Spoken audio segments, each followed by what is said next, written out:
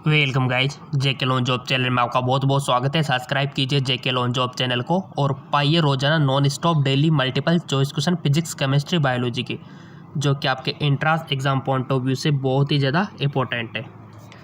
So guys, पिछला जो video था उसमें हमने रसायन विज्ञान यानी कि केमिस्ट्री के एमसीक्यूज डिस्कस किए थे।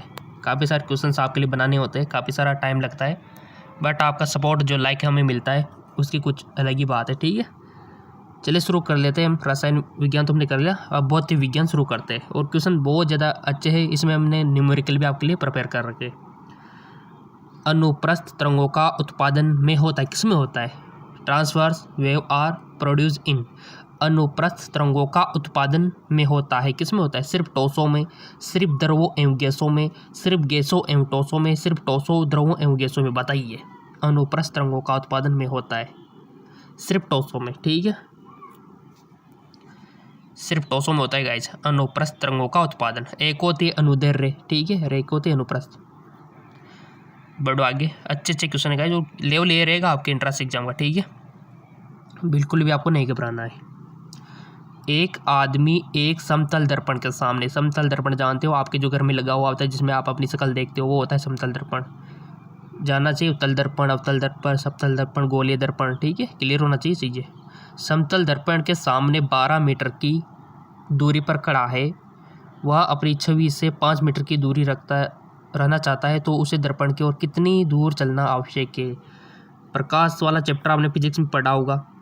ठीक है, तो उनका जो आपने एनालिसिस किया, स्टडी किया 12th में, अगर वो नॉलेज है तो आप इसको अवश्य कर पाओगे। और वही चीज़ हमने आपसे बोल रखी कि 11th और 12th से ही क्वेश्चन आते हैं, बाहर से क्वेश्चन नहीं आते आपके एंट्रेंस एग्जाम में। ठीक है, चाहे वो आपका बीएससी नर्सिंग का हो, चाहे वो आपका पैरामेडिकल का हो, पैरामेडिकल ठीक हो, चाहे आपका फार्मेसी का हो। ठीक है, इनके जो एंट्रेंस एग्जाम होते हैं उनमें क्वेश्चन यहीं से आते हैं 11th और 12th से काफ़ी सारे क्वेश्चन आते हैं। ठीक है, तो ईमानदार से बताइए, रब पे करके, आपके घर पे अभी आप होंगे, पेज लीजिए, पेन लीजिए और इसको करके बताइए कि इसका राइट ऑप्शन क्या हो सकता है। राइट ऑप्शन अभी हम आपको बताएंगे, बट उससे पहले अगर आप थोड़ी सी प्रैक्टिस करोगे तो आपका फ़ायदा है। एक समतल दर्पण ये रहा आपका, इससे 12 मीटर की दूरी पर है, तो वह अपनी छवि 5 मीटर की दूरी पर रखना चाहता है, तो कितनी दूरी पर चलना होगा? ऑप्शन आपके सामने हाजिर है। 8.5 metre, 9.5 metre, 10.5 metre, 11.5 metre. I hope आपने, क्योंकि आप बहुत अच्छे क्या बहुत बढ़िया आप स्टूडेंट हो, आपने अवश्य किया होगा न्यूमेरिकल। और उसके बाद इसका राइट ऑप्शन हम आपको बता देते, आपके आया होगा 9.5 मीटर। आ गया तो समझ लो बहुत अच्छे स्टूडेंट आप हो और इंट्रेंस एग्ज़ाम आपसे हो सकता है क्लियर। ठीक है, और अच्छी खासी रैंक आप गेन कर सकते हो। अगर गलत रहा है तो कोई दिक्कत वाली बात नहीं है, हमारे ये जो चैनल पे वीडियो इनको देखो बार बार, आपकी भी प्रैक्टिस हो जाएगी और आप भी एक ही बार में सही क्वेश्चन कर दोगे। ठीक है, 20 मिनट में 300 सेंटीग्रेड का विद्युत आवेश कूलम्ब का विद्युत आवेश वहन करने वाले एक स्वाग में बहने वाली विद्युत प्रवाह होता है 15 एम्पियर, या फिर 1.5 एम्पियर, या फिर 0.25 एम्पियर, या फिर 2.5 एम्पियर। सो गाइस, जिसका राइट ऑप्शन हो जाएगा आपका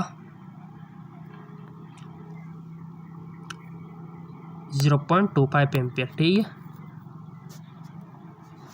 0.25 एम्पियर इसका राइट ऑप्शन हो जाएगा। चलो आगे, एक बीकर को 4 डिग्री सेंटीग्रेड पर पानी से भरा जाता है, और जब इसे या तो ठंडा या गर्म किया जाता है तो जल स्तर समान रहेगा, कम होता है, बढ़ता है और अति प्रवाहित हो जाता है, ठंडा करने पर कम होता है एवं गर्म करने पर बढ़ता है। बहुत अच्छा क्वेश्चन। एक बीकर में 4 डिग्री सेंटीग्रेड पर पानी भरा जाता है, और जब इसे ठंडा या गर्म किया जाता है तो जल स्तर, राइट ऑप्शन हो जाएगा, बढ़ता है और यह अति प्रवाहित हो जाता है। ठीक है, next,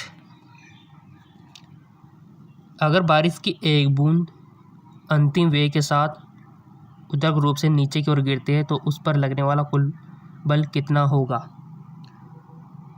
9.8, 0 Newton, 19.6, 4.9 Newton.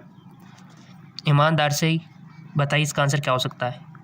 If a rain drop is falling vertically down with terminal velocity then what will be the net force of it. Right option हो जाएगा आपका 0 न्यूटन। बहुत अच्छा क्वेश्चन, और ऐसे ही क्वेश्चन बनते हैं आपके कंफ्यूज करने के लिए, आपको काफ़ी सारे क्वेश्चन को घुमाया जाता है, बट क्वेश्चन ये लेवल रहता है। बेल आइकन पे प्रेस कर लेना गाइस अगर नहीं किया तो, और अपने दोस्तों को जरूर शेयर किया करो आप, ताकि उनको भी पता लग सके कि तैयारी हो रही है। ठीक है, एक कार का ओडोमीटर यात्रा की शुरुआत में 24,000 किलोमीटर एवं यात्रा के अंत में 25,800 किलोमीटर का पठन करता है। यदि दूरी को तय करने में 18 घंटे की यात्रा होती है तो कार की औसत गति क्या होगी। 100 किलोमीटर, 120 किलोमीटर, या फिर 60 किलोमीटर, या फिर 40 किलोमीटर पर घंटा। राइट ऑप्शन हो जाएगा ऐसे आपका 100 किलोमीटर पर घंटा। ठीक है,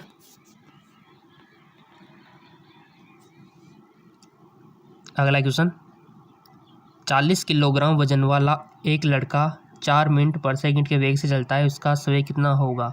ए boy of mass 40 kilogram walk with a velocity of 4 metre per second, what will be is momentum. 0.10 kilogram, 10 metre per second, 16 kilometre per second, या फिर 160 किलोग्राम मीटर पर सेकंड। इसका राइट ऑप्शन हो जाएगा आपका 160 किलोग्राम मीटर पर सेकंड। ठीक है, चलो आगे, बहुत अच्छा क्वेश्चन। अगला क्वेश्चन, एक वेग समय ग्राफ पर एक क्षैतिज सरल रेखा पर गति के समरूप हो जाती है। One a velocity time graph horizontal straight line corresponding to motion. शून्य वेग, ताक्षणिक वेग, कोणीय वेग, या फिर स्थिर वेग।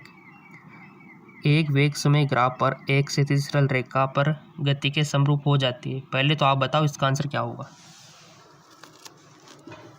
ईमानदारी से। इसका राइट ऑप्शन हो जाएगा आपका स्थिर वेग। ठीक है, स्थिर वेग, कांस्टेंट वेलोसिटी। चुंबक के उस गुणधर्म का नाम बताइए जिसमें एक स्वतंत्र निलंबित चुंबक सदैव भौगोलिक उत्तर दक्षिण दिशा की ओर इंगित करता है। आकर्षण गुणधर्म, प्रतिकर्षण गुणधर्म, आगमनात्मक गुणधर्म, या फिर निर्देशात्मक गुणधर्म। राइट ऑप्शन हो जाएगा आपका निर्देशात्मक गुणधर्म। ठीक है, क्वेश्चनों में कोई कमी नहीं है, ये भी अगर आपको कम लगते हो तो एक और चैनल GK MCQ MK नाम का हमारा चैनल है, लिंक नीचे दे रखा है, कोई दिक्कत वाली बात नहीं है। यहाँ पर भी फिजिक्स, केमिस्ट्री, बायोलॉजी आपको मिल जाएंगे, बट हिंदी मीडियम में। ठीक है, तो उसको जाके आप फॉलो कर सकते हो, कोई दिक्कत वाली बात नहीं है। यदि हम एक लेंस के द्वार का आकार बदल दें तो यह को बदल देगा, किसको बदल देगा। प्रतिबिंब की स्थिति को, प्रतिबिंब की तीव्रता को, प्रतिबिंब का आकार को, या प्रतिबिंब का रंग को। If we change the size of the aperture of a lens it will change the, किसको बदल देगा। इसका राइट ऑप्शन हो जाएगा गाइज आपका प्रतिबिंब की तीव्रता, प्रतिबिंब की तीव्रता।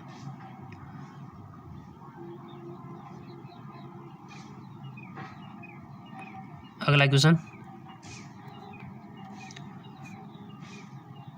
वायुमंडलीय हवा एक गुब्बारे को निपात नहीं करती है क्योंकि the atmospheric air does not collapse balloon back out. वायुमंडलीय दबाव अधिक होता है, गुब्बारे के भीतर भरी गैस का दबाव अधिक होता है। गुब्बारे के भीतर भरी गैस का दबाव वायुमंडलीय दबाव के समान होता है, गुब्बारे के भीतर कोई दबाव नहीं होता। वायुमंडलीय हवा एक गुब्बारे को निपात नहीं करती क्योंकि, तो इसका राइट ऑप्शन हो जाएगा गुब्बारे के भीतर भरी गैस का दबाव वायुमंडलीय दबाव के समान होता है। ठीक है, हाँ जी हाँ बिल्कुल, गुब्बारे के भीतर भरी गैस का दबाव वायुमंडलीय दबाव के समान होता है। क्वेश्चन तो मिलते रहेंगे आपको, बट आप लाइक अवश्य कर दिया करो, शेयर अवश्य किया करो ताकि दूसरों को पता लग सके। एक घंटे में एक घड़ी की 2 सेंटीमीटर लंबाई वाली मिनट की सुई का विस्थापन है। The displacement of the minute hand of length 2 centimetre of clock 1 hour. 2 centimetre minus 2 centimetre, या फिर 0 सेंटीमीटर, या फिर 4 सेंटीमीटर। पहले आप बताओ, आपकी जो भी नॉलेज हो उसके अकॉर्डिंग पहले आप बताया करो, उसके बाद हम आपको ऑप्शंस बताएंगे। इसका करेक्ट ऑप्शन हम आपको बताएंगे। आई होप चूज कर लिया होगा। इसका राइट ऑप्शन हो जाएगा 0 सेंटीमीटर। ठीक है, और खुद का एनालिसिस किया करो कि यहाँ पर जो हमने क्वेश्चन 15 क्वेश्चन डिस्कस किए हैं तो कितने क्वेश्चन सही गए, कितने क्वेश्चन गलत गए, ठीक है। एक निकाय को बिना छुए आवेश उत्पन्न होने की प्रक्रिया कहलाती है। The process of producing charge of body without touching is called घर्षण, घूर्णन, समावेशन या फिर चालन। एक निकाय को बिना छुए आवेश उत्पन्न होने की प्रक्रिया कहलाती है, तो राइट ऑप्शन हो जाएगा आपका समावेशन, ठीक है। समावेशन, जी हाँ बिल्कुल समावेशन। प्राकृतिक गैस एवं बायोगैस दोनों में पाए जाने वाला घटक है।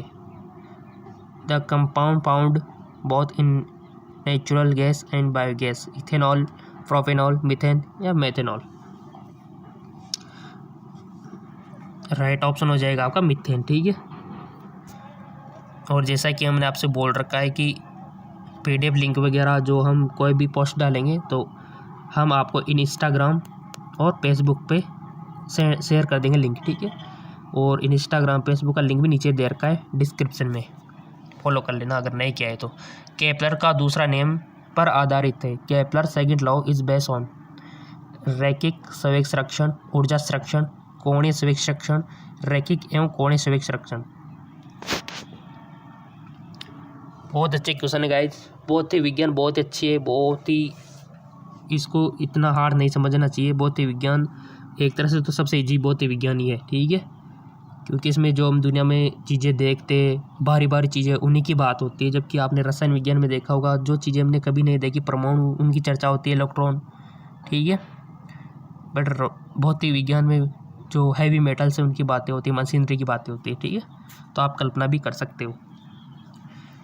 केपलर का दूसरा नियम पर आधारित है, तो इसका राइट ऑप्शन हो जाएगा आपका कोणीय संवेग संरक्षण पे, ठीक है। किस पर? कंजर्वेशन ऑफ एंगुलर मोमेंटम पे, संरक्षण पे आधारित है गाइज आपका। और बहुत अच्छा इसका ये है। क्वेश्चन तो आपको मिलते रहेंगे, कोई दिक्कत वाली बात नहीं है। नीचे डिस्क्रिप्शन में लिंक दे रखा है।